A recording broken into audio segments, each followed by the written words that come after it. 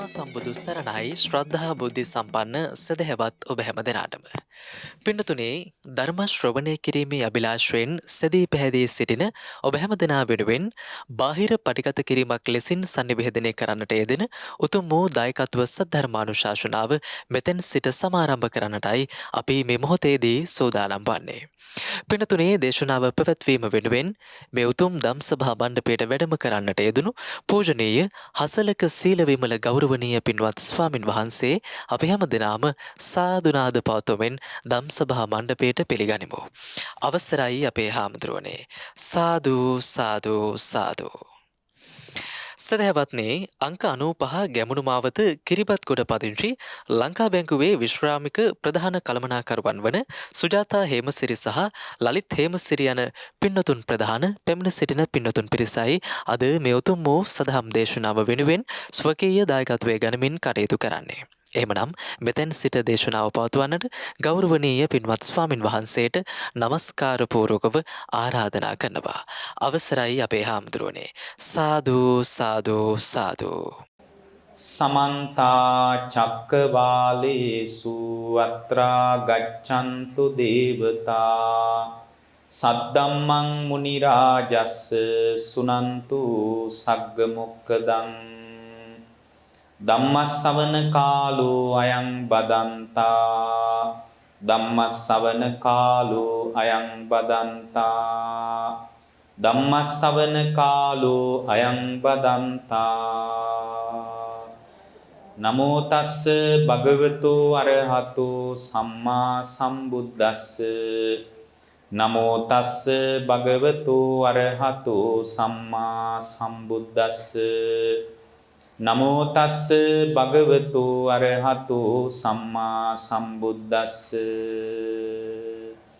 කතමේ සත්ත ධම්මා පහතබ්බා සත්තානුසයා කාමරාගානුසයා පටිඝානුසයෝ දිඨානුසයෝ විචිකිච්ඡානුසයෝ මානානුසයෝ භවරාග අනුසයෝ අවිජ්ජානුසයෝ ඉමේ සත්ත ධම්මා පහතබ්බාති නිග්‍රෝධාරාමාධිපති අතිගෞරවනීය නායක ස්වාමීන්ද්‍රයන් වහන්සේ ප්‍රදාන පූජනීය මහා සංඝරත්නයන් අවසරයි. සුපින්වත්නි, ඔබ හැම දිනාම මේ මොහොතේ ඊටාම ශ්‍රද්ධාවෙන් බලාපොරොත්තු වන්නේ ධර්ම ශ්‍රවණය කරන්නටයි බණ අහන්නටයි. අද මේ උතුම් දේශනාව සඳහා මේ සියලු පින්කම් සැලසුම් කිරීමේ හිට මේ සඳහා Tamanගේ දායකත්වයෙන් කටයුතු කරන්නේ අංක 95 ගැමුණු මාවත කිරිබත්ගොඩ පදිංචි ලංකා බැංකුවේ විශ්‍රාමික ප්‍රධාන කළමනාකාරතුමන් වන සුජාතා හේමසිරි මහත්මිය සහ ලලිත් හේමසිරි මහත්මයා කියන පින්නතුන්ගේ ඍජු මැදිහත් වීමෙන් අද මෙබඳු දේශනාවක් මේ නිග්‍රෝධාරාම විහාරස්ථානයේ සිද්ධ වෙනවා. ප්‍රධාන අරමුණ විදියට පවතින්නේ මහනුවර හා පාත හේවාහැට ආදායම් පළාත් නිලධාරී මහනුවර හා හේවාහැට පාර්ලිමේන්තු මන්ත්‍රීවරයෙකු හැටියට කටයුතු කළ එවැගේම හිටපු උප කතානායක තුමන් හැටියට කටයුතු කළ අධිනීතිඥ පියසේන තෙන්නකෝන් මැතිතුමන් වෙනුවෙන් සිද්ධ කරන ගුණානුස්මරණ පින්කමක් හැටියටයි අද මේ දේශනාව විකාශනය කරන්නට Tamanගේ සැදැහැති දායකත්වයෙන් කටයුතු කරන්නේ. ශ්‍රී ලංකාවේ උපකථානායක තුමන් හැටියට කටයුතු කළ අධිනීතිඥ පියසේන තෙන්නකෝන් මැතිතුමන් ප්‍රදාන මියගිය සියලුම ඥාතීන්ට අපි ධර්ම දේශනාව අවසානයේ පුණ්‍යානුමෝදනා කරන්න බලාපොරොත්තු වෙනවා. දැන් ධර්ම ශ්‍රවණය කරන්න කාලය. පින්වත්නි, බුදුරජාණන් වහන්සේගේ බුද්ධ දේශනාව ප්‍රායෝගිකව ජීවිතයට ගලප ගන්න ඕන එකක්. ඒක කතා බහ කර කර ඉන්න ඕන එකක් නෙමෙයි. කතා බහ කර කර හිටපු පමණින් ප්‍රායෝගිකව ප්‍රතිඵල ලබා ගන්න පුළුවන් කමක් නැහැ.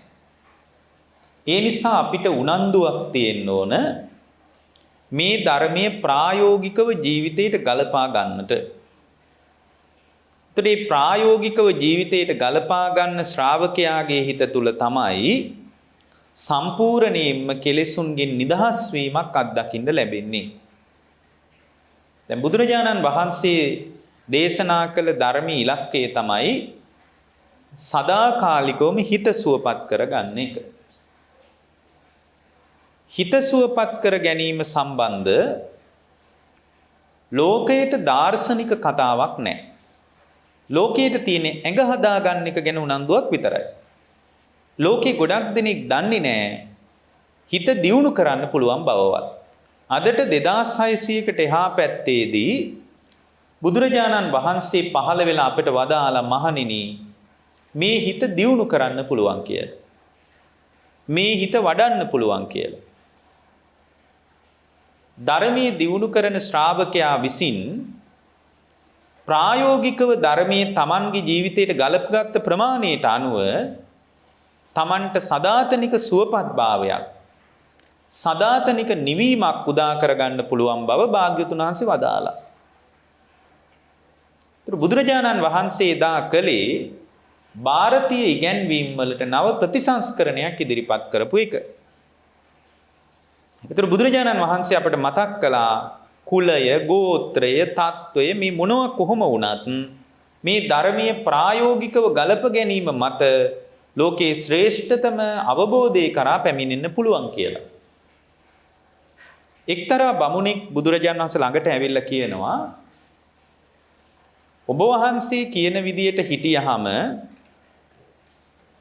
ශ්‍රේෂ්ඨත්වයට පත් වෙන්න පුළුවන් කියලා මම විශ්වාස කරන්නේ මම විශ්වාස කරනවා ලෝකේ විද්‍යාචරණ වෙන තරමටයි ශ්‍රේෂ්ඨත්වයේ තීරණය වෙන්නේ. ප්‍රයා එක්තරා විදියක චෝදනාත්මකව ඉදිරිපත් කිරීමක් කරනවා ඔබ වහන්සේ කියන විදියට දුක ඉවර වෙනවා කියලා මම පිළිගන්න කැමති නෑ. හැබැයි ලෝකේ විද්‍යාචරණ සම්පන්න වුණොත් එයා ශ්‍රේෂ්ඨත්වයට පත් වෙනවා කියලා මං හිතනවා. එතකොට භාගතුන් වහන්සේ ඇහුවා හොඳයි ඔයා කියන විද්‍යාචරණ කියන්නේ මොකක්ද? දැන් ඔයා විද්‍යාචරණයි කියලා කියනවනේ. මොකක්ද ඔයා කියන විද්‍යාචරණ සම්පන්න භාවය කියලා ඇහුවා. ඒතර බුදුරජාණන් වහන්සේ ඉදිරියේ මේ බමුණ කියනවා විද්‍යාව කියලා කියන්නේ ත්‍රිවේදය දැනගන්න එක. දැන් අපේ බුදුරජාණන් වහන්සේටත් වදාරනවානේ විද්‍යාචරණ සම්පන්න කියලා. ඒතකොට ඒ අදහස නෙමෙයි මෙතන මතුවෙන්නේ. මෙතන මතුවෙන්නේ පින්වත්නි වෙන එකක්. එයා විද්‍යාව කිව්වෙ මොකටද? මේ ත්‍රිවේදය ඉගෙන ගන්න එක. චරණය කියලා කිව්වේ ඉහළ කුලයක උපදින එක. ඔන්න එයාගේ විද්‍යාචරණ අර්ථ දැක්වීම. ඒතකොට එයා කියනවා මේ ත්‍රිවේදය ඉගෙනගෙන හොඳ කුලයක උපදුනාම තමයි ශ්‍රේෂ්ඨත්වයට පත් වෙන්නේ. එහෙම නැත්නම් ශ්‍රේෂ්ඨත්වයට පත් වෙන්න පුළුවන් කියලා අපි විශ්වාස කරන්නේ නැහැ. ඔබ වහන්සේ කොහොම කිව්වත් මම විශ්වාස කරන්න ලෑස්ති නැහැ. දැන් බලන්න එයා බුදුරජාණන් වහන්සේ ඉස්සරහා උන්වහන්සේට ඍජුව ඉදිරිපත් කිරීමක් කරනවා.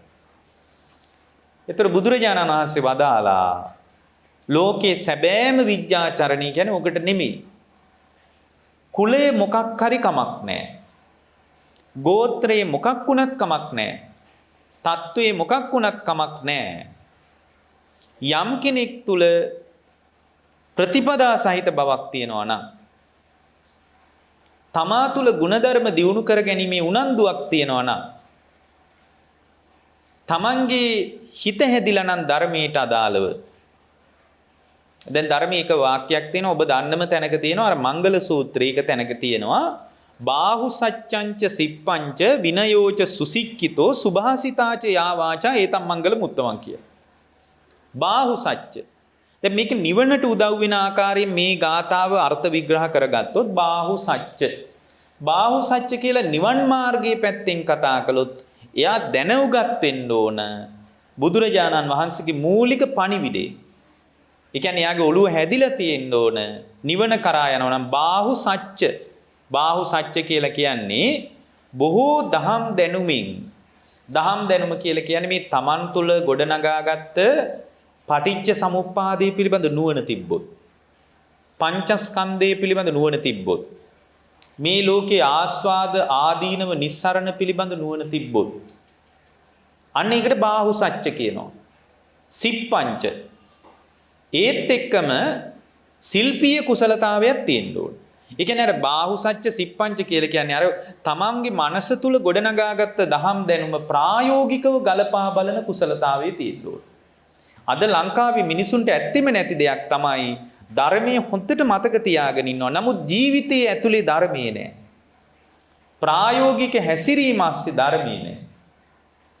ඒතර ප්‍රායෝගික හැසිරීම ASCII ධර්මයේ නැති වුණොත් එහෙම කොයිතරම් බණ පාඩම් කරගත්තත් වැඩක් නැහැ. ඒ කියන්නේ පුද්ගලයා ශ්‍රේෂ්ඨත්වයටපත් වෙන්නේ ධර්මයේ ප්‍රායෝගිකව හැසිරීමෙන් විනා ධර්මයේ මතක තබා ගැනීමෙන් නෙමෙයි.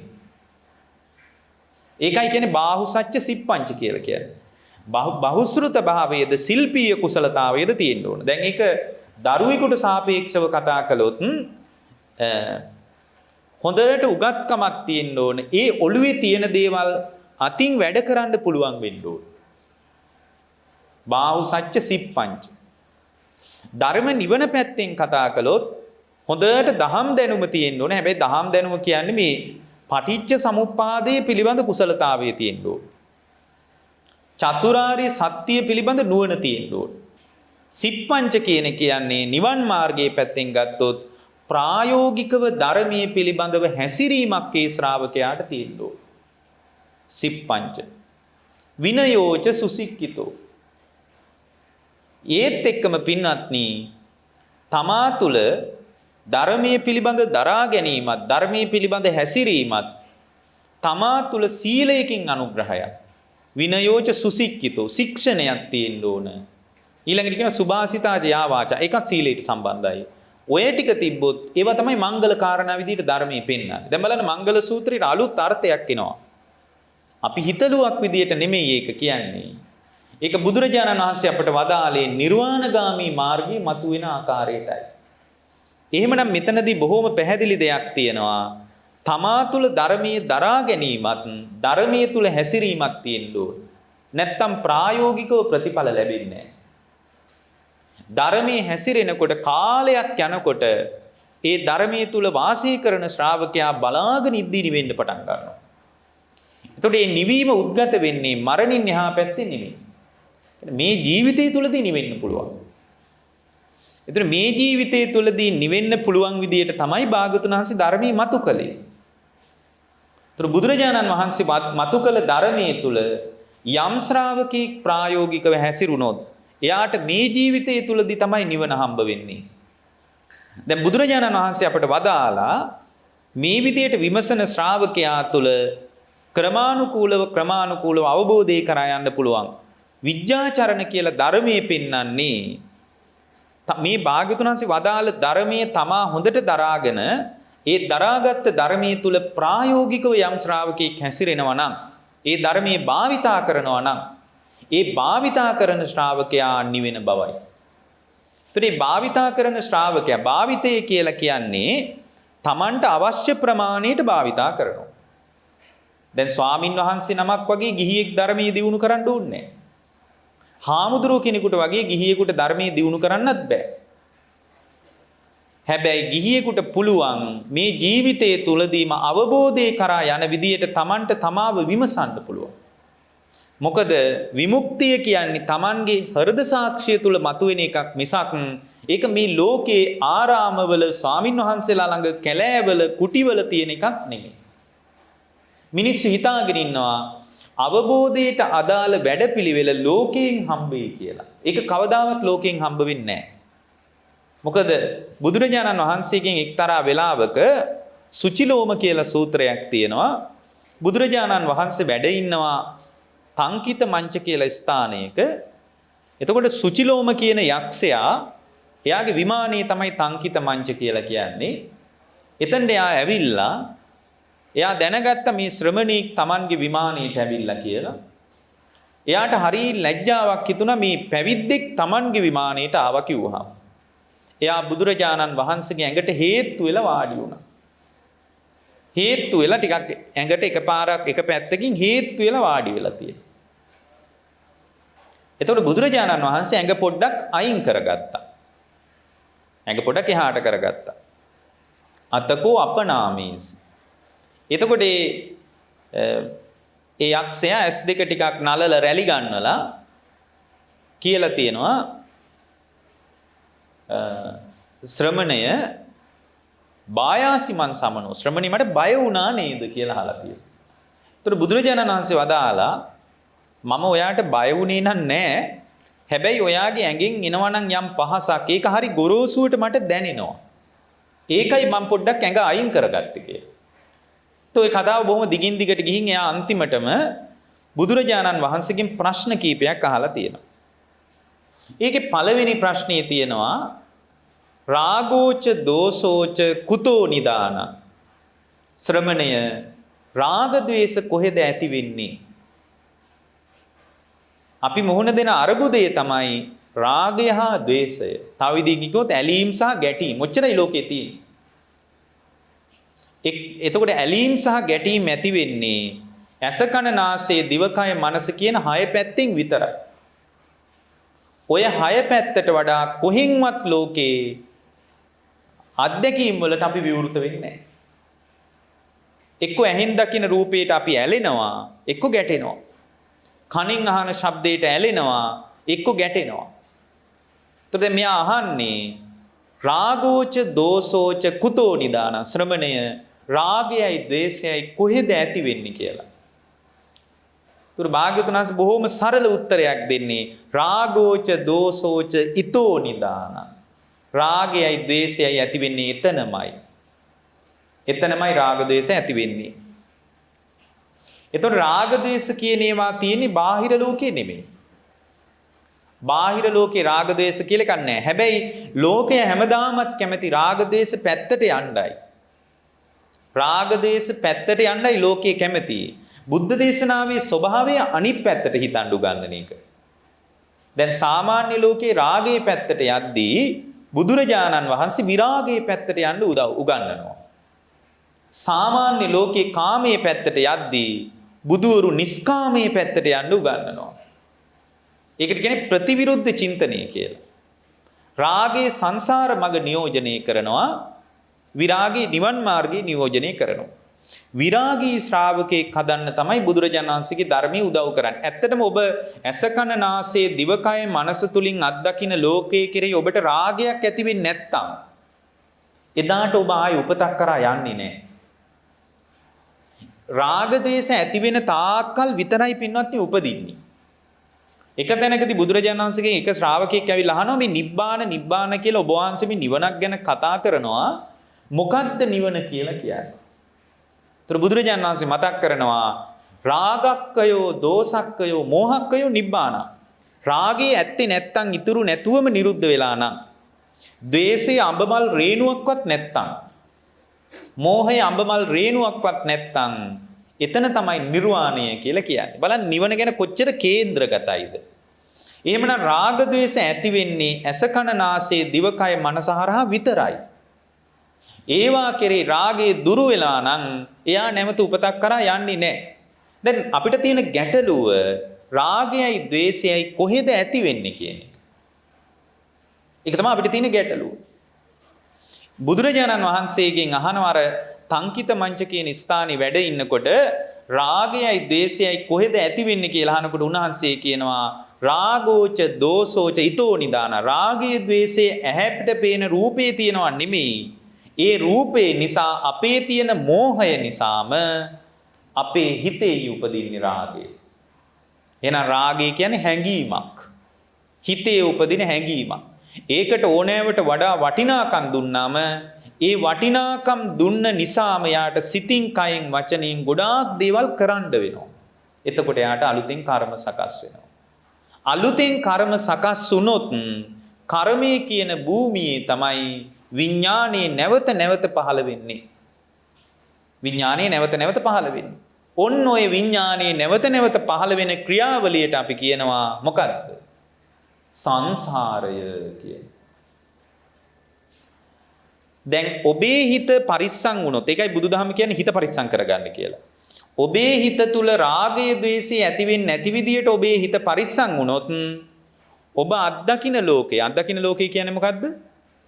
ඇසට පේන රූප, කනට ඇහෙන ශබ්ද, නාසයට දැනෙන ගඳ සුවඳ, දිවට දැනෙන රස, කයට දැනෙන පහස, මනසට එන අරමුණු ඔච්චරයි. ඔය අත්දකින්න ඔවට කියන්නේ සලායතන කියලා. ආයතන හයෙන් අත්දකින්න ලෝකයේ කෙරෙහි ඔබට රාගයේ අංශු මාත්‍රයක්වත් නැත්තම් ඔබට ඇහෙන් දකින්න රූපේ එතන මෙතනම අතහැරලා දාන්න පුළුවන්.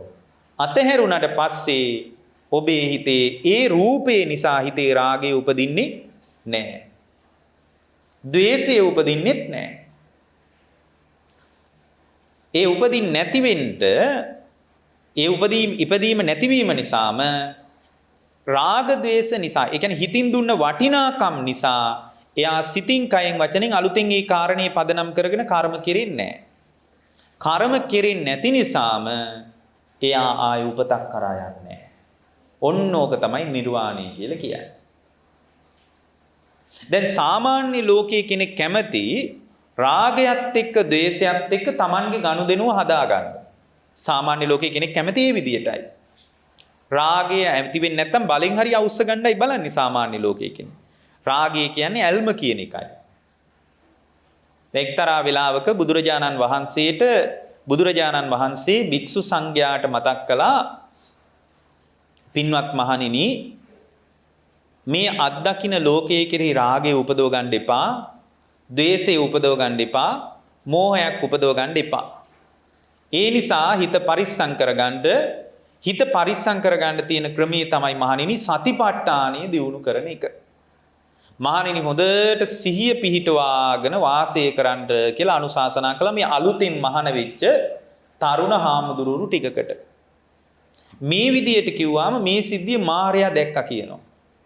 ඔය මාර බලපෑම කියන එක පැති කීපයකින් කතා කරන්න ඕන.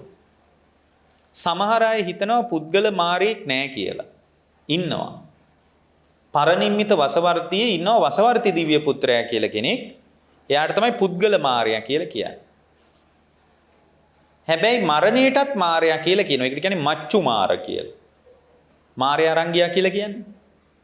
ඒ කියන්නේ මරණයටත් ධර්මයේ මාරයා කියලා හඳුන්වලා තියෙනවා. ස්කන්ධ මාර කියලා තව කොටසක් තියෙනවා. රූප වේදනා සංඥා සංකාර විඥාන කියන මෙන්න මේ ස්කන්ධයන්ටත් මාරයා කියලා ධර්මයේ හඳුන්වලා තියෙනවා. අபிසංකාර මාර කියලා තව පැත්තකින් කතා කරනවා. මේ පින පව ධ්‍යාන වලටත් මාරයා කියලා හඳුන්වනවා. ඇයි? පින් කරන්න සංසාරෙටමයි එකතු වෙන්නේ. පව් කරන්න නැවත සාංශාරික ජාලයටමයි එකතු වෙන්නේ. ඒ නිසා පිනද පවද ධ්‍යානයේද මේවටත් මාරයා කියලා හඳුන්වලා තියෙනවා. එහෙමනම් මාර කියන එක නිකම්ම සංකල්පයක් නෙමෙයි. ඔය පුද්ගල මාර කියලා ස්වභාවයකුත් තියෙනවා. ඒකේ විවිධ බලපෑමුත් තියෙන බවක් අපට පේනවා. ධර්මයේත් ඒක සඳහන් වෙලා තියෙනවා. දැන් අර අලුතෙන් මහාන වෙච්ච හාමුදුරුවරුන්ට බුදුරජාණන් වහන්සේ කර්මස්ථාන දීලා කිව්වා, මහණෙනි ඔබලා මහන්සි විය යුත්තේ රාග දේශ මොහ ඇති නොවන ආකාරයටයි. රාග දේශ මොහ ඔබේ හිත තුල රැඳෙන්නේ නැති ආකාරයට ඔබ ඇස ප්‍රවේශම් කරගත යුතුයි, කන ප්‍රවේශම් කරගත මේ විදිහට කියලා භාග්‍යවතුන් වහන්සේ වදාලා, මහණෙනි දැන් ඔබටත් එනවා ප්‍රශ්නයක් මොකක්ද? හරි. ඇහෙන් රාගයයි දේශයයි ඇති වෙන එක නම් අවුල. රාග දේශ මොහ ඇති වුණාම නම් කර්ම සකස් වෙන්නේ. හොඳයි, ඔබ වහන්සේලා කර්මයේ සකස් නොවීම පිණිස මොකක්ද අපිට කරන්න කියන්නේ? කරන්න කියන්නේ තමා සතිපට්ඨානයේ තුල තමන්ගේ ජීවිතේ පිහිටුවා ගන්න එකයි. දැන් ওই කාරණේ බුදුරජාණන් මොකද සතිපට්ඨානයේ තුල හිත පිහිටව ගත්තට පස්සේ ලෝකයේ වටිනාකම් හිටින්නේ නැහැ.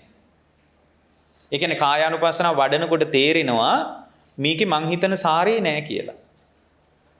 වේදනානුපස්සනාව වඩනකොට තේරෙනවා තමන්ගේ හිත තුල සුඛ වේදනාවක් ඇති වුණත්, දුක් වේදනාවක් ඇති වුණත්, මොන වේදනාවක් ඇති වුණත් මේ ඔක්කොම වේදනා හටගෙන නිරුද්ධ වී යන බව තමන්ගෙම හිතෙන් දකින්න පුළුවන්. චිත්තානුපස්සනාව වඩනකොට මොන හිතක් ඇති වුණත් ඒ හිතට වටිනාකම් දෙන්න නරකයි. මොකද මොන හිතක් පහළ වුණත් ඒ හිත එතනම නිරුද්ධ වෙවි නිවි යන බව තමන්ටම තමන්ගේ හිතින් දකින්න පුළුවන්. එතකොට හිතට වටිනාකම් හිටින්නේ නැහැ. සරාගං වා චිත්තං සරාගං චිත්තන්ති පජානාති. රාගසිතක් ඇති වෙනකොට රාගසිතක් ඇති වූ බව දැනගත්තට පස්සේ එයා දන්නවා රාගසිතත් ඇති වෙලා නැති වෙලා යන එක මොනවටද අනවශ්‍ය වටිනාකමක් දෙන්නේ ඇති වෙලා නැති වෙලා යන එකට කියලා යාම හිතින් දැක්කට පස්සේ සිතට අමුතුවෙන් වටිනාකම් ලැබෙන්නේ නැහැ. මේ විදිහට සතිපට්ඨානෙ වඩ아가න යනකොට වටිනාකම් හිටින්නේ නැහැ. ඒ නිසා බුදුරජාණන් වහන්සේ මේක වඩන්න කියලා කියනකොට අර මාර්යා වයසක මිනිහෙක්ගේ වේශයක් මවාගෙන ඒ වෙනකොට බුදුරජාණන් වහන්සේගේ මේ සංඝයා වැඩ හිටියේ පින්වත්නි මේ ස්වාමීන් වහන්සේලා වැඩ හිටියේ බුදුරජාණන් වහන්සේගේ මුල් ගමේ ශාක්‍ය ජනපදයේ. ඒතර ශාක්‍ය ජනපදයේ ටිකක් කැලෑවක තමයි වැඩ හිටියේ. ගමක මායිමක. එතකොට බොහෝම කොන්ද නමාගත්ත වයසක මිනිස්සෙක් ටිකක් හොඳට ජටා මඬුළු බැඳගෙන හැරමිටියකුත් අරගෙන සත්වයේගේ හැමකින් කරපු කබායකුත් පොරවගෙන අර හැරමිටියට බර වෙලා කොන්ද කුදු වෙලා අර හාමුදුරුවෝ ළඟට ආව ඔක්කොම තරුණයෝ. ඒ හාමුදුරුවෝ ළඟට ඇවිල්ලා මේ පුද්ගලයා කියනවා අනේ තරුණ කොළු ගැටව් ටිකක් නේ. අර හාමුදුරුවන්ට කියනවා. තරුණ කොළු ගැටව් ටිකක්. කාම සම්පත් විඳින්න ඕන කාලේ මහාන වෙලා. මොකට මහාන වුණාද දන්නේ නැහැ. අර තරුණ හාමුදුරුවෝ නැහෙන්න කියනවා. මේ තරුණ කොළු ගැටව මොනවටද මහානකම් කරන්නේ බලන්න එපාය මේ කොණ්ඩෙත් කළු පාටයි. කළු කෙස් තියෙන කාම සම්පත් හොඳට විඳින්න ඕන කාලේ මේ පොඩි තරුණයෝ මහාන වෙලා මේ ළඟදී හම්බ වෙච්ච ධර්මයක් වෙනුවෙන් වීරිය කරනවා අනේ පව් කියලා කිව්වා. අද නම් ඔය වගේ කතාවක් කිව්වොත් අහුවෙන්නේ නැද්ද? ආවෙනවා. ඇත්ත තමයි මේ කියන්නේ.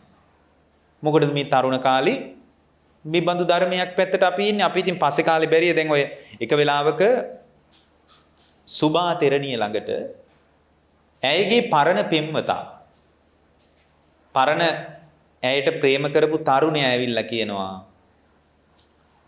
ඔයා ඔය විදියට සිවුරක් පොරවගෙන ඉන්න එපා. ඒක නුසුදුසුයි. ඔයාගේ රත්තරන් පාට හැම සිනිදු කසී සලු වලිනුයි වසන්න ඕන. ඔය වගේ කහට රෙද්දකින් ඔය ඇඟ වහගෙන ඉන්න එපා. ඒක හොඳ නෑ. මට ඔයාව පේන්නේ මට ඔයාව හරියට පේන්නේ විශාල නෙළුම් මල් වනයකට රාක්ෂේ කරක් ගත්තා වගේ. කෝ ඔයාගේ කැරලි ගැහිච්ච කොණ්ඩය. ඔයාට ඒ කොණ්ඩයයි හැඩ. මුඩු කරගත්ත හිසක් ඔයාට හැඩ නෑ. මේක තමයි සාමාන්‍ය කාම ලෝකී කතාව. හැබැයි ධර්මයේ කතාව ඒක නෙමෙයි. ධර්මයේ කතාව නිස්කාමයටයි බර. විරාගයටයි බර. ඔය වගේ කොණ්ඩයක් තියෙන, ඔය වගේ ඇඟක් තියෙන, ඔය වගේ රත්තරන් පාට හමක් තියෙන කෙනෙක් කොහොම ඉන්න ඕනේ නැහැ. බලන්න ඔයාගේ ඇස් දෙක දිහා. ඔයාගේ ඇස් දෙක හරියට මුවැත්තියෙක්ගේ වගේ ලස්සනයි. ඔය ඇස් දෙක තමයි මාව වශී කළේ. එතකොට අර දැන් අද ඉන්න නෝනා කෙනෙකුට ඔය වගේ කතාවක් කිව්වොත් එයා සමහරට කායෙත් කාමරේට ගිහිනුත් කණ්ණාඩිය ළඟට ගිහින් බලයි ඇත්තද මගේ ඇස් දෙකද යන නේද මේ කිව්වේ කියලා එයා බලන්නේ නැද්ද? බලනවා. දැන් බලන්න යථාර්ථයට විවෘත වෙච්ච අවුරුදු 20ක විතර සුභාතෙරණිය නම් වූ ඊතා සොඳුරු තරුණිය පැවිදි වුණා. ඇයි කියනෝ නෑ එහෙම කියන්න එපා. ඔයා ප්‍රාර්ථනා කරන කෙනා මම නෙමෙයි. ඔයා ප්‍රාර්ථනා කරන ලෝකයේත් මගේ ලෝකේ නෙමෙයි. එතකොට අර තරුණයා කියනවා එහෙම කියන්න එපා. ඔයා කියන්න ඕන දෙයක් මං කරන්නම්. ඔයා කියන ඕන දෙයක් කරන්නම්. මම ඕන්නම් මහාන වෙන්නම්. ඔයත් සිවුර අත්හැරලා එන්න. සිවුර අත්හැරලා ඇවිල්ලා අපි දෙන්නම හොඳට කාම සම්පත් විඳිමු. විඳලා ජීවිතේ හවස් වෙනකොට සන්ධ්‍යාවට යනකොට අපි දෙන්නම ගිහින් මහාන වෙමු. එකට මහාන වෙමු. එතකොට කාම ලෝකෙත් විඳා වෙනවා. ධර්මයක් විඳා වෙනවා. අද ඔය වගේ කතාවක් කිව්වොත් අනිවාර්යෙන් මේ කතාවට අහු වෙනවා. ඒ කියන්නේ අද මිනිසුන්ට සති සම්පජඤ්ඤේ නැහැ. එතකොට මේ කාම ලෝකේ ඕන දෙයකට අහු වෙලා යනවා. ඊට පස්සේ දන්නේම නැතුව එයා ධර්මීනුත් අයින් වෙලා. දැන් බලන්න මේ සුභාතරණී කියනවා. ඔයා ප්‍රාර්ථනා කරන කෙනා මම නෙමෙයි. මට මගේ පාඩුවේ ඉන්න දෙන්න. බැරිම තැන තමයි පින්වත්නි අර ඔය විදියට දිගින් දිගට කියනකොට මේ බැරිම තැන පින්වත්නි ඇයි ඇස් දෙකම වර්ණනා කරන්නේ? ඇහැක් ගලවලා අතර දීලා තියෙන්නේ. ඒ කියන්නේ පින්වත්නි සාමාන්‍ය ලෝකේ වර්ණනාව ප්‍රශංසාව යන්නේ රාගයන්ට, ද්වේෂයන්ට. නමුත් ධර්මයේ කියන්නේ විරාගයේ මතුවෙච්ච එකක්. ඒ කියන්නේ දත් මිටි කාලා රාගය ඇති වෙනකොට රාගය ඇති කරගන්න නැතුව ඉන්නව නෙමෙයි. මේ ලෝකේ යථාර්ථවාදීව ප්‍රඥාවෙන් දකිනකොට નિરાයාසයෙන් මේ හිතේ රාගය හිටින්නේ නැහැ පින්වත්නි. નિરાයාසයෙන් හිටින්නේ නැහැ. ද්වේෂය નિરાයාසයෙන් හිටින්නේ නැහැ මේ හිතේ. මෝහය નિરાයාසයෙන් හිටින්නේ නැහැ. මොකද මේ රාග දේශ ඇති වෙන්නේ මෝහය නිසා. ඇස ඉදිරියට ආපු රූපය පිළිබඳ මුලාවෙන් දැක්කාම ඒ රූපය කෙරෙහි එක්ක රාගයෙන් බැඳෙනවා එක්ක පටිගයෙන් බැඳෙනවා. ඕක තමයි සාමාන්‍ය ලෝකයේ කෙනෙක්ගේ කතාන්දරය. නමුත් ධර්මයෙන් බලනකොට තේරෙනවා මේ ලෝකයේම හටගෙන නිරුද්ධ වී යන බව. දැන් ඔය අපි දේශනා කරපු දේශනා අහලා තියෙන අය දන්නවා ලෝකයේම හටගෙන නිරුද්ධ වී යන බව. හටගත්ත තැනම නිරුද්ධ වෙන නිසයි අනිත්‍යයි කියලා කියන්නේ. එබඳු ලෝකයක් මගේ වසඟේ තියාගන්න බෑ මොකද අනිත්‍ය වෙලා යනවා. ඇස ඉදිරියට එන රූපයත් අනිත්‍ය වෙලා යනවා නම් ඔබගේ ඇහත් අනිත්‍ය වෙලා යන එකක් නම් ඇහැ අනිත්‍ය වෙලා යන නිසානේ සුද එනවා කියනවා 40 ඇඳිරිය කියනවා මේ ඇහි එක කතාන්දර ගොඩක් අපි කියන්නේ ඇහැ අනිත්‍ය වෙන නිසානේ. ඇසත් අනිත්‍ය වෙලා යන එකක් නම් ඇස ඉදිරියට ආපු රූපයත් නිතරම අනිත්‍ය වෙනවා නම් කාලයක් යනකොට නෙමෙයි සෑම මොහොතක් පාසම අනිත්‍ය වෙලා යනවා නම් ඒ ඇහි රූපේ පේන මට්ටමේන චක්කු විඥානය පහළ වුනේ නැත්තම් පේන්නේ නැහැ. දැන් මේ වෙලාවේ චක්කු විඥානය පහළ වෙලා තියෙන නිසා තමයි ඔබට මාව පේන්නේ. මානසිකාරයේ තියෙන තාක්කල් විතරයි ඔබට මාව පේන්නේ. එකපාරම මානසිකාරයේ gedara පැත්තට යවන්නකො. එතකොට චක්කු සම්පස්සේ නෙමෙයි තියෙන්නේ. එතකොට මනෝ සම්පස්සේ. ඇහැ මං ඉස්සරහම තියෙනවා. මමත් හිතාගෙන ඉන්න ඔබ මන් දිහා බලාගෙන ඉන්නවා කියලා. නමුත් මේ මොහොතේ ඉන්නේ ඔබ මනෝ සම්පස්සේ. එහෙමනම් ඒ කෙරෙහි මානසික අවධානය ඇවිල්ලා විඥානයේ පහළ නොවුනොත් එහෙම පේන්නේ නැහැ පින්වත්. විඥානයත් හටගෙන නිරුද්ධ වී යනවා නම් මේ ඇසයි රූපයයි ඇහි විඥානයයි කියන කාරණා තුන එකතුවට අපි කියනවා මොකක්ද? ස්පර්ශය කියනවා. ස්පර්ශයත් හටගෙන නිරුද්ධ වෙලා යනවා නම් ස්පර්ශය හටගෙන නිරුද්ධ වී යන නිසා ස්පර්ශය නිසා විඳින වේදනාවක් තියෙනවා නම් ස්පර්ශය නිසා මොකක්ද ඇති වෙන්නේ? පස්සපච්චය වේදනා. ස්පර්ශය වුණොත් තමයි පින්වත්නි ඔබට ඇහෙන් විඳින්න පුළුවන් ඇහෙන් දකින ලෝකය. කනෙන් අහන ලෝකය ඔබට විඳින්න පුළුවන් ස්පර්ශය නිසායි. විඳීමත් අනිත්‍ය වෙලා යනවා නම් පින්වත්නි එයාගේ හිතේ ඒ අනිත්‍යතාවයේ Tamanගෙම හිතෙන් දැක්කොත් ඒ හිතේ රාගයක් හිටින්නෙත් නැහැ. ද්වේෂයක් හිටින්නෙත් නැහැ. ඒ දැක්ම තුල තමයි මෝහය දුරු වෙලා යන්නේ. ඒ දැක්ම තුල තමයි විද්‍යාව පහළ වෙන්නේ. අන්න ඒකට කියනවා නිබ්බාන කියලා. ඒකට කියන්නේ නිර්වාණය කියලා. බලන්න කොච්චර ලස්සන කතාවක්ද මේ බුදුරජාණන් වහන්සේ පැහැදිලි කරන්නේ. ඊට පස්සේ ඒ විදියට අවබෝධයට පත් වෙච්ච කෙනෙක් කිසිම හේතුවක් නිසා පින්වත්නි ආව කලබන්න බෑ. කිසිම හේතුවක් නිසා ආව කලබන්න බෑ. ඒක හරි පුදුමයි. ඒ කියන්නේ යා දැන් බලන්න දැන් අපිට අපි අත්දකින අත්දැකීම පදනම් කරගෙන එක්ක අපිට රාගය ඇති වෙනවා එක්ක අපිට ද්වේෂය ඇති වෙනවා. ද්වේෂය ඇති වුණාට පස්සේ තමයි කොකාට වාරයක් ආවොත් තිත්තයටත් වාරයක් එනවා මං හොඳ පාඩමක් උගන්වන්නම් කියලා හැම වෙලාවකම ඇතුලින් මතුවෙනව නේද? ඒ පටිගය නිසා. එතකොට මේක හේතුඵල සහිතව සිද්ධ වෙන දෙයක්. ඒ කියන්නේ මේ ඇසයි රූපයයි ඇහි විඥානයයි තුන එකතු වෙච්ච නිසායි මට පේන මට්ටම එන්නේ. මේ පේන මට්ටම තුල තමයි ස්පර්ශ වෙන්නේ. මේක ගැඹුරු කතාවක්. ස්පර්ශයේ නිසායි විඳිනකොට විඳින ලෝකයටයි තණ්හාව ඇති වෙන්නේ කියලා මේ කතාව හේතුඵල සහිතව බණකින් විතරක් නෙමෙයි Tamanගෙම හිතෙන් දැක්කොත් එයාට මේ ලෝකයේම ඇති වෙලා නැති වෙලා යන නිසා අනිත්‍යයි කියන එක තමා තුල ස්ථාවර වුණොත් එයා තුල ලෝකේ කවර සංසිද්ධියක් නිසාවත් කැළඹීමක් ඇති වෙන්නේ නැහැ. දැන් සාරිපුත්තහාර කොච්චර ගුණවත්ද කියලා බලන්න. එක්තරා වෙලාවකට මන්තානිපුත්ත පුන්නහාමුදුරුවෝ එක්ක යම් සාකච්ඡාවක් ඇති වෙනවනේ. මේ මන්තානිපුත්ත පුන්නහාමුදුරුවෝ කියන්නේ මේ පොඩි හාමුදුරුවෝ කෙනෙක්. සාරිපුත්තහාමුදුරුවෝ පළවෙනි ශ්‍රාවකයා. ඇහැල මලේ පෙත්තේ පැහැයින් බැබළුනි රත්තරම් පාට හමක් තිබිලා තියෙන. බොහොම ධනවත් පවුල් පරිසරයක හැදිච්ච කෙනෙක් සාරිපුත්තහාමුදුරුවෝ කියයි. ඇහැල මලේ පෙත්තේ පැහැයින් බැබළුණු ධර්ම සේනාධිපති වූ සාරිපුත්ත මහරහතන් වහන්සේ පාඩුවේ අර මන්තානිපුත්ත පුන්නහාමුදුරුවෝ ධර්මයේ කියලා ඉවර වෙනකන් වැඳගෙන අහගෙන හිටියා. සාමාන්‍ය කෙනෙක් ඉවර වුණාම වැඳගෙන සිවුර ඒකාංශ කරගෙන කියනවා අර පොඩි හාමුදුරුවන්ට මන්තානිපුත්ත පුන්නහාමුදුරුවන්ට කියනවා ප්‍රිය ආයුෂ්මතුනි ඊ타ම මිහිරි ධර්මය මිබඳු දහම් කතාවක් මතු කරපු ඔබ වහන්සේ කවුද කියලා අහනවා. ඒතකොට මන්තානිපුත්ත පුන්නහාමුදුරුවෝ කියනවා මට පුන්න කියලා තමයි කියන්නේ. මන්තානිපුත්තේට මම ආйти නිසා මට මන්තානිපුත්ත පුන්න කියලා තමයි ආමන්ත්‍රණය කරන්නේ කියලා අර පුන්නහාමුදුරුවෝ කියලා පුන්නහාමුදුරුවෝ අහනවා මේ හොඳයි මෙච්චර වෙලා බණ අහගෙන හිටපු තමුන්නාන්සේ කවුද කියලා. එතකොට කියන්න ගියාද ඇයි මං ගැන දන්නේ නැද්ද මමනේ පළවෙනි ධර්ම සේනාධිපති කියන්නේ මටනේ අයියෝ දන්නේ නැද්ද කියලා ඇහුවේ නෑ. ඒ බලන්නේ නිහතමානීකම. උන්වහන්සේ කියනවා ආයුෂ්මතුනි මගේ අම්මාගේ නම සාරී බැමිණිය. අන්න බලන්න කියන විදිය. මගේ අම්මගේ නම සාරී බැමිණිය. ඒ සාරී බැමිණියගේ පුත්‍රයා තමයි මම. ඒ නිසා ප්‍රිය ආයුෂ්මතුනි මට සාරිපුත්ත කියලා කියන්නේ. එතකොට අර හාමුදුරන්ගේ ශරීරේ රෝමෝද්ගමණය වුණා. ඇයි? මේ ධර්ම සේනාධිපතින් වහන්සේනි මෙච්චර වෙලා බණ අහලා තියෙන්නේ. නැගිටලා කිව්වා අනේ ස්වාමීනි සමාවෙන්න. ඔබ වහන්සේ මෙච්චර වෙලා මං ඉස්සරහා වාඩි වෙලා බණ අහන්නේ කියලා දන්නවා නම් ස්වාමීනි මගේ කටින් මේ වචන ටිකවත් එළියට එන්නේ නැහැ. කොහොමද ඒ ගුණය?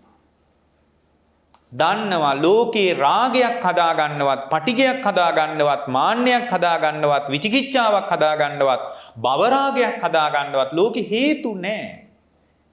ඒවා අපි ඔළුවෙන් හදාගත්ත රොඩු. අපිම හදාගත්ත ඒවා.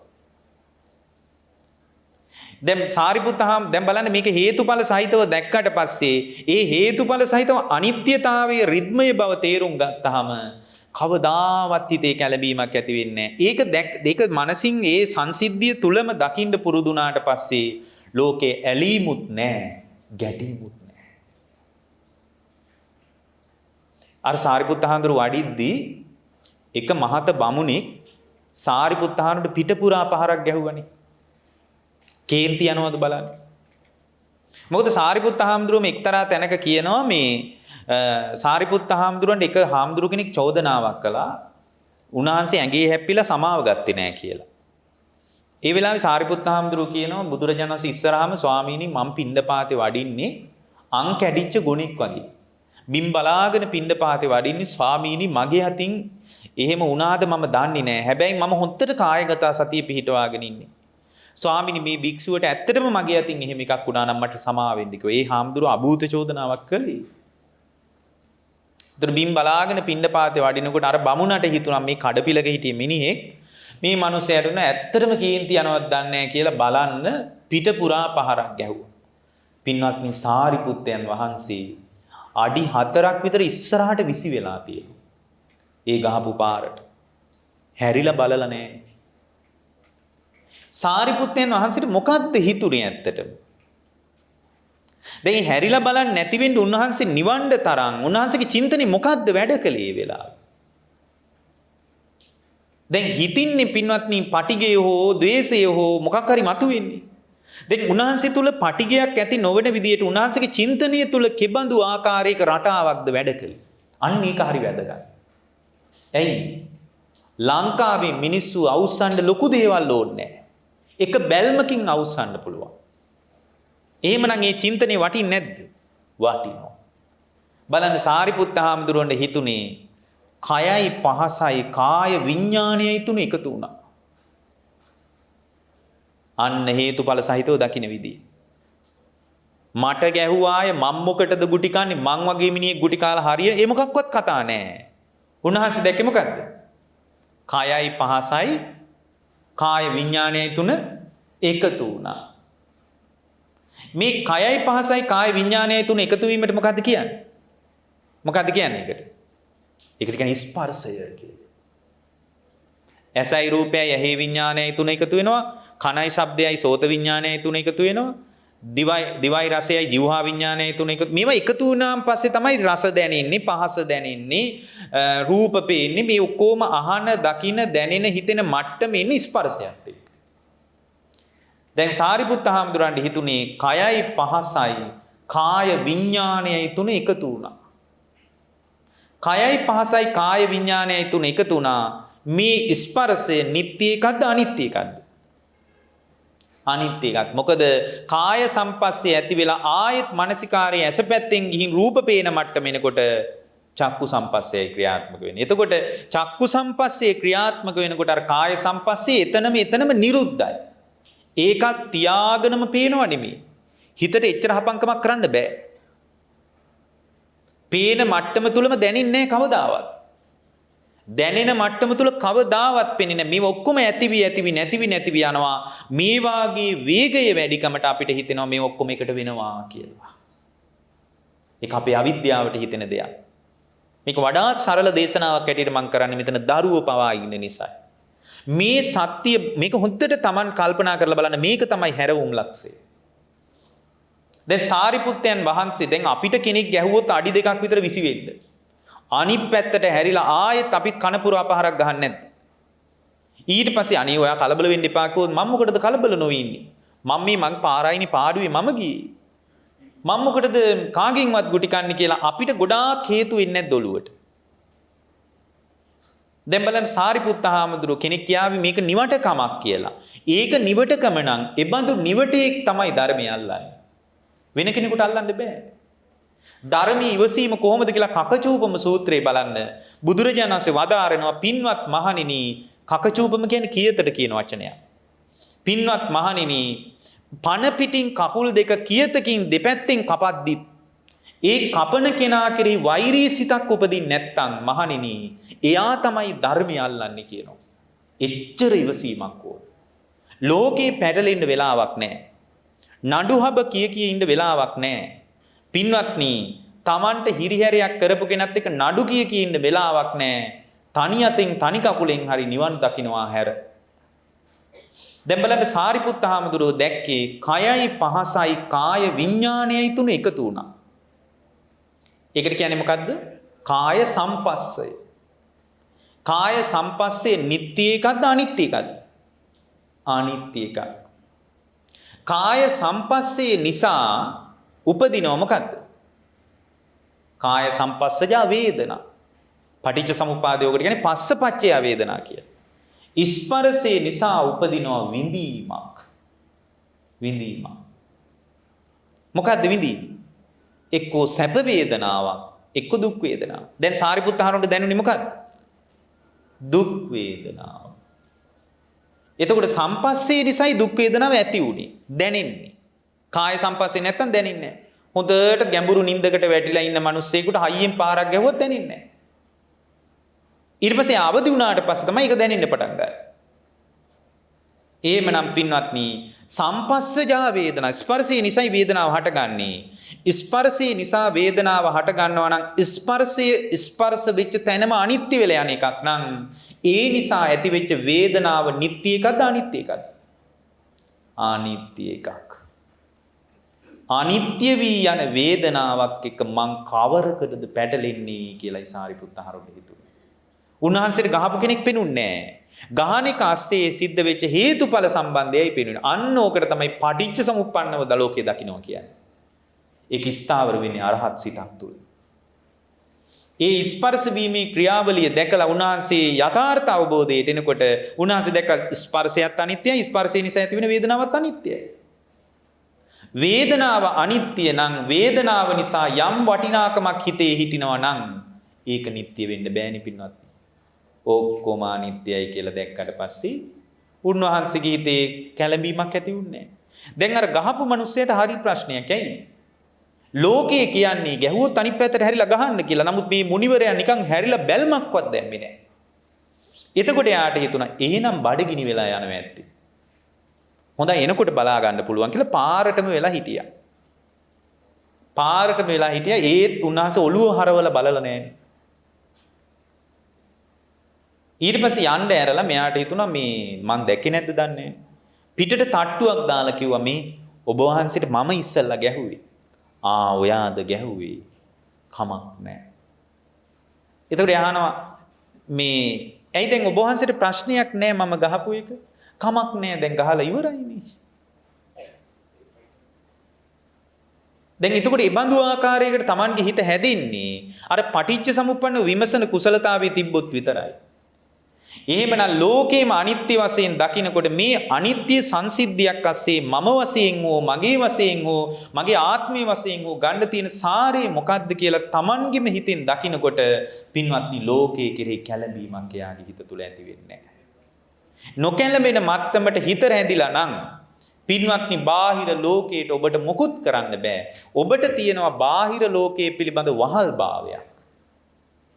මොකද්ද වහල්භාවය කියන්නේ? අපි නිවහල් જાතියක් නෙමෙයි. අපිට 48 ලැබිච්ච නිදහසක් නැහැ. ඇයි? ලෝකේ සැබෑ නිදහස තමයි Tamanගේ චින්තන නිදහස.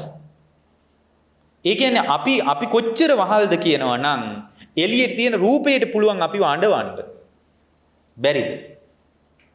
එළියේ තියෙන රූපයට පුළුවන් අපිව සනසන්න. එළියේ මේ ශබ්ද මාත්‍රයකට පුළුවන් අපිව අඬවන්න. මේ බාහිර ඇහෙන ශබ්ද මාත්‍රයකට පුළුවන් අපිව අඬවන්න. ශබ්ද මාත්‍රයකට පුළුවන් අපිව සනසන්න. දැම්මට කියන්න ඔබ වහල්ද නිවහල්ද? බාහිර ලෝකයට වහල්භාවයක් තියෙන. බාහිර ලෝකයට වහල්භාවයේ සම්පූර්ණයෙන් අයින් වීම තමයි අරහත්ත්වය කියන්නේ. යම් දවසක රූප, ශබ්ද, ගන්ධ, රස, පොට්ටබ්බ ධර්මයන් කෙරෙහි ප්‍රියභාවයක්, මధుරභාවයක් සහිත ඔබ ඒවා පිළිගන්නේ නැත්නම් එදාට ඔබේ හිතේ තණ්හාව හිටින්නේ නැහැ පින්වත්. ඒ තණ්හාව හිටින් නැති එකට කියනවා මොකද්ද? නිබ්බාන කියලා. හේමක කියලා හේමක ඇවිල්ලා අහන්නේ යම් ප්‍රිය රූපං සාත රූපං. දැන් බුදුරජාණන් වහන්සේ හරි ලස්සනට මතක් කරනවා මේ තණ්හාව ඇති වෙන විදිය. චක්කුං ලෝකේ ප්‍රිය රූපං සාත රූපං. ඇසින් දකින ලෝකයේ කෙරෙහි ප්‍රිය රූපං සාත රූපං. ප්‍රියභාවයක් සාත රූපං මధుරභාවයක් පවත්වන්නේ නැත්තම් චක්කුං ලෝකේ පිය රූපං සාත රූපං එත්තේසා තණ්හා උප්පජ්ජමානා උප්පජ්ජති. මහණෙනි එතන තමයි තණ්හා උපදින්නේ. කොතනද? ඇහෙන් අත්දකින ලෝකයේ තුල. ඇහෙන් අත්දකින ලෝකයේ තුල චක්කුං ලෝකේ පිය රූපං සාත රූපං එත්තේසා තණ්හා උප්පජ්ජමානා උප්පජ්ජති. එත්ත නිවිස්සමානා නිවිස්සති. ඇසෙන් දකින ලෝකයේ කෙරෙහි ප්‍රියභාවයක් මధుරභාවයක් පවත්වන්නේ නැත්නම් එතන තණ්හාව නිරුද්ධයි. එහෙමනම් බලන්න දුකට හේතුව තණ්හාවමයි. තණ්හාව නිරුද්ධ වුණොත් දුක නිරුද්ධයි. තණ්හාව උපදින්නේ ඇස කන නාසය දිවකය මනස තුලින්. ඇස කන නාසය දිවකය මනස තුලින් තණ්හාව උපදින්නේ නැති විදියට ඔබ ලෝකේ පරිහරණය කරන්න පටන් ගත්තොත් ඒ පරිහරණය කරන චින්තනයේ ස්ථාවර වුණාට පස්සේ අපි ඒකට කියනවා සංකාර උපේක්ෂාව කියලා. ඒ බඳු තත්වයකට හිත හදාගත්ත කෙනෙක් ආය උපතක් කරා යන්නේ නැහැ. ඒකට කියනවා නිර්වාණය කියලා. ඉතින් ඔය කතාව බුද්ධ කාලයේ සමහර අය එක බණකින් අහගත්තා. ඒ අය පිරිනිවන් පෑවා. ඒගොල්ලෝ ගොඩාක් දේවල් දැනන් හිටියේ නෑ. ඒගොල්ලෝ ඒ ඔස්සේ ජීවිතේ විමසන්න පටන් ගත්තා. ඒ විමසනකොට යා දැනගන්න දේ තමයි අනිත්‍ය දුක්ඛ අනාත්ම කියන ත්‍රිලක්ෂණීය පදනම.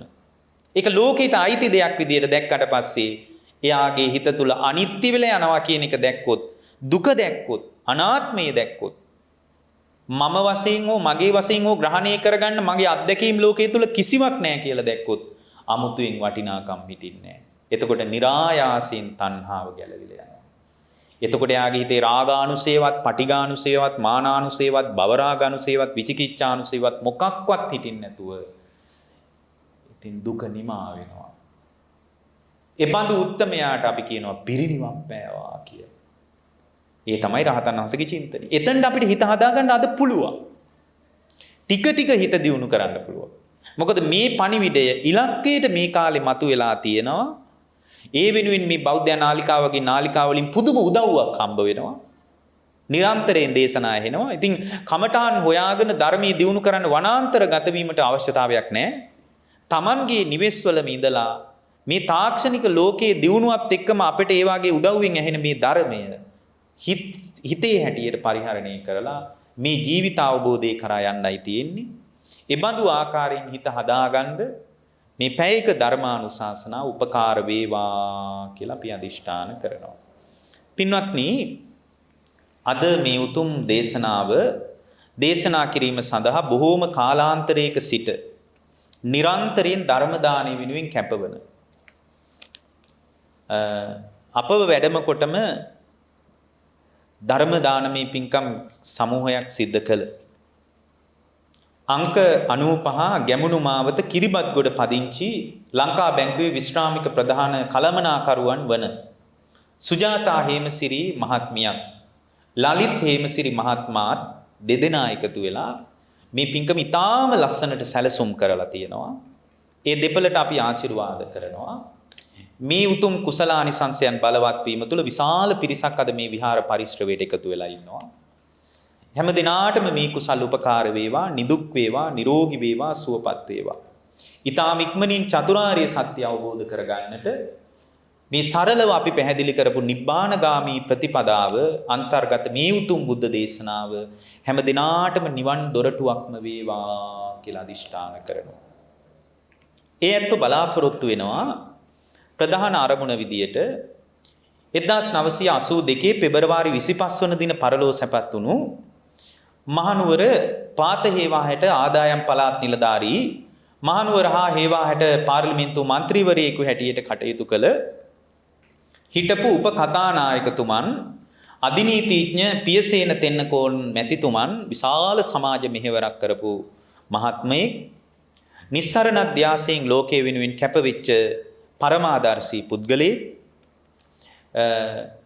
අදට වඩා ඊටාම විදග්ධ දැනුමකින් ප්‍රශස්ත දේශපාලඥයෙක් හැටියට උප කතානායකතුමන් හැටියට එකල කටයුතු කළ අධිනීතිඥ පියසේන තෙන්නකෝ මැතිතුමන්ගේ 40 වන අනුස්මරණීය පින්කමයි මේ ආකාරයෙන් සිද්ධ වෙන්නේ. පියසේන තෙන්නකෝන් මැතිතුමන්ට අපි අනුමෝදනා කරනවා. එතුමන් ප්‍රදාන ජානකී තෙන්නකෝන් මෑණියන්, සිරිසේන කණ්ඩම් බීපියතුමන්, කග්ගොඩ ආරච්චි මෑණියන්, සීතා කරුණාරත්න ලොකු අම්මා, අයිරාංගනී සෙනවිරත්න පුංචි අම්මා ඇතුළු මියගිය සියලුම ඥාතීන්ටත්, සුජාතා හේමසිරි මහත්මියගේ නමින් මියගිය ඥාතීන්ටත්, ලලිත් හේමසිරි මහත්මයාගේ නමින් මියගිය සියලුම වර්ග පරම්පරානුගත ඥාතීන්ටත්, දෙපාර්ශ්වයේ මියගිය සියලුම ඥාතීන්ට මේ කුසල් උපකාර වේවා, නිදුක් වේවා, නිරෝගී වේවා, සුවපත් වේවා. ඔබ සියලු දෙනාගේම භවගාමී ජීවිතේ වඩා යහපත් වේවා. මියගිය ඥාතීන්ගේ ආයති භවයේ සුවපත් වේවා. පියසේන තෙන්නකෝන් මැතිතුමන් ප්‍රදාන මියගිය සියලු ඥාතීන්ගේ භවයේ සුවපත් වේවා. සංසාර දුක් ගෙවා ලබන උතුම් අමා නිවන් පිණිසම මේ දේශනාමේ කුසල් හේතු වාසනා වේවා කියලා අදිෂ්ඨාන කරනවා. සෙත් ප්‍රාර්ථනා කරන්න බලාපොරොත්තු වෙනවා. සුජීවත්ව විදේශගතව සිටින දුවදරුවන්ට, රිවිනු කෙත්මින් මුණුබුරාටත්, ලිතුමි ශෙරායා මිනිබිරියටත් නිදුක් නිරෝගී සුව ප්‍රාර්ථනා කරලා තියෙනවා. දායකත්වයේ උසුලන සුජාතා හේමසිරි සහ ලලිත් හේමසිරි කියන දෙපළගේ පින්වත් ඥාතිවරුන්ට, සහෝදර පින්නතුන්ට මේ විහාරස්ථ පරිශ්‍රවයට එකතු වුණු සද්ධාවන්ත ඔබ හැම දිනාටම මේ කුසල් උපකාර වේවා. ඔබ සියලු දිනාටම මේ ගෞතම බුද්ධ ශාසනයේදීම ධර්මාවබෝධයේ පිණිසම මේ ධර්ම දානමේ කුසල් හේතු වාසනා වේවා කියලා අපි අදිෂ්ඨාන කරනවා. ඒත් සමගම පින්වත්නි, දේශකයන් වහන්සේ විච අපටත් ආශිර්වාද කරලා තියෙනවා. විශේෂයෙන්ම මේ කිරිබත්ගොඩ නිග්‍රෝධාරාම විහාරස්ථානයේ විහාරාධිපති නායක ස්වාමින් වහන්සේ ප්‍රදාන පූජනීය මහා සංඝරත්නයටත් මේ කුසල් උපකාර වේවා. ඒ වගේම බෞද්ධ නාලිකාවේ වර්තමානයේ සියලු කටයුතු මෙහෙවන බොරලන්දේ වජිරඥාන නායක ස්වාමින් වහන්සේ ප්‍රදාන කාර්ය මණ්ඩල හැම දිනාටමත් අමා නිවන් පිණිසම මේ කුසල් බලවත් වේවා කියලා යැත්තෝ අදිෂ්ඨානය කරලා තිබෙනවා. ඒත් සමගම පින්වත්නි, මේ අවස්ථාවට බොහෝම දුර බැහැර ඉඳලා මේ ධර්ම දානමේ පින්කමට මහනුවර ප්‍රදේශයේ ඉඳලා වැඩම කොට වදාළ පින්වත් බෝලෑපේ සුදම්ම නායක ස්වාමින් වහන්සේටත් ශාස්ත්‍රපති පණ්ඩිත හිත්පොළ සුමනරත්න නායක ස්වාමින් වහන්සේ ප්‍රදාන මහා සංඝරත්නයටත් ජීවිතාවබෝධයේ ධර්මාවබෝධයේ පිණිස මේ කුසල් බලවත් වේවා කියලා අපි අදිෂ්ඨාන කරනවා. ඒත් සමගම සතරවරන් රජදරුවන් සක්දෙවිඳුන් ප්‍රදාන සියලු දිව්‍ය රාජ මණ්ඩලවලටත් බ්‍රහ්ම රාජ මණ්ඩලවලටත් අවීචයේ පටන් බවාග්‍රේ දක්වා විහිදී පැතිරී පවතින පෙනෙන නොපෙනෙන හැම දිනාටම මේ කුසල් නිවන් දොරටුවක්ම වේවා කියලා අපි අදිෂ්ඨාන කරනවා. ඒත් සමගම විශේෂයෙන්ම සම්බෝධි මහා විහාරාධිපතිව වැඩවිසූ බෞද්ධ අමාත්‍යාලයේ නිර්මාතෘවරයන් වහන්සේ වන බෝධිසත්ව ගුණෝපේත නම කියන් අවසරයි පූජනීය දරණාගම කුසල ධම්ම නායක ස්වාමින් වහන්සේටත් උතුම් අවබෝධයේ පිණිසම මේ ධර්ම දානමේ කුසල් හේතු වේවා කියන අදිෂ්ඨානෙන් අපි දෙවියන්ට අනුමෝදනා කරමින් ධර්මානුශාසනාව නිමා කරනවා. ආකාසට්ඨා ච බුම්මට්ටා දේවානාගා මහිද්దికා පුඤ්ඤන්තං අනුමෝදිත්වා චිරං රක්ඛන්තු ලෝක සාසනං. ආකාසට්ඨා ච බුම්මට්ටා දේවානාගා පුඤ්ඤන්තං අනුමෝදිත්වා චිරං රක්ඛන්තු දේශනං. ආකාසට්ඨා ච බුම්මට්ටා පුඤ්ඤන්තං අනුමෝදිත්වා චිරං රක්ඛන්තු මං පරන්ති. අභිවාදන සීලිස්ස නිච්ඡං වද්දා පචායිනෝ චත්තාරෝ ධම්මා වඩ්ඩಂತಿ ආයුවන්නෝ සුඛං බලං ආයුරාෝග්‍ය සම්පatti සග්ග සම්පatti මේ වච අතෝ නිබ්බාන සම්පatti ඉමිනාතේ සමිජ්ජතු.